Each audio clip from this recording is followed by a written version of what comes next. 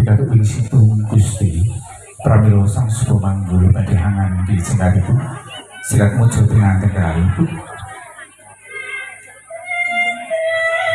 Cengaripun sirat mojo pinanten kalih. Iya Sri Narendra ingkang tedhak saking Siwaka.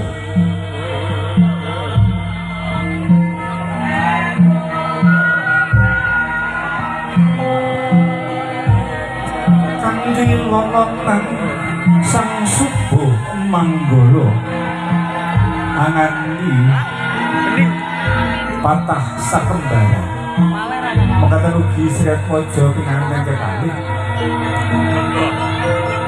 kabiwarda uring ketawang Sri Narendra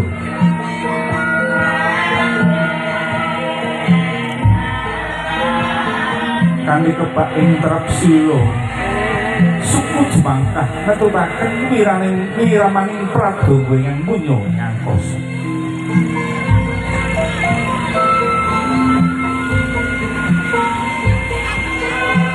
kanthi lonang sang Supamanggala. Iya jam rengut. Andhekaken sekalipun sirat mojo pinanten kekalih. Pengatan ugi sirat mojo pinanten kalih pun bagus iki Adimas Roy Dalasan Mas Ayu Yohana Zulta Albert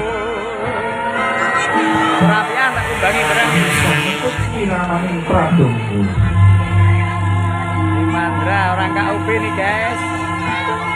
Oh, keren orang KUB tuh. Busana ingkang Ya Temayuda. Kemudian sesupyo ingkang wonten agemanipun Nganten Mas nganten cantik.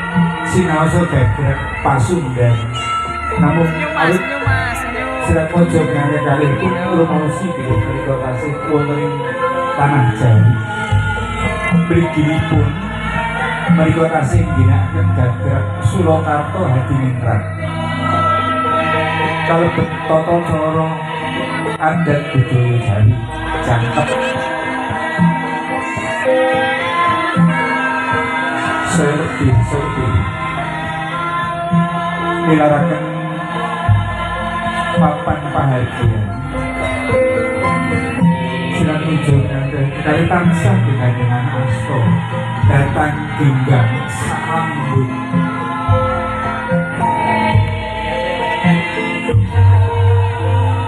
kebak esem ulat ingkang supringan datang montro-montro menawi menika puni Mas Ayu Yohana nanging kadya dewi wara sembodra dalasan Raden Haji orang enggak sih.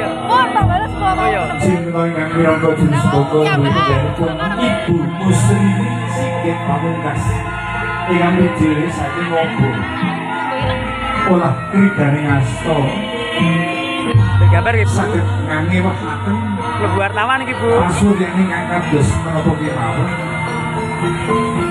Katon Sulistyo Tingwan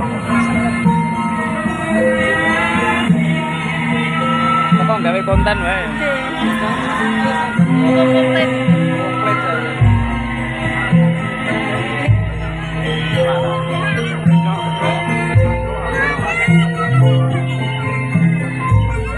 Komplit.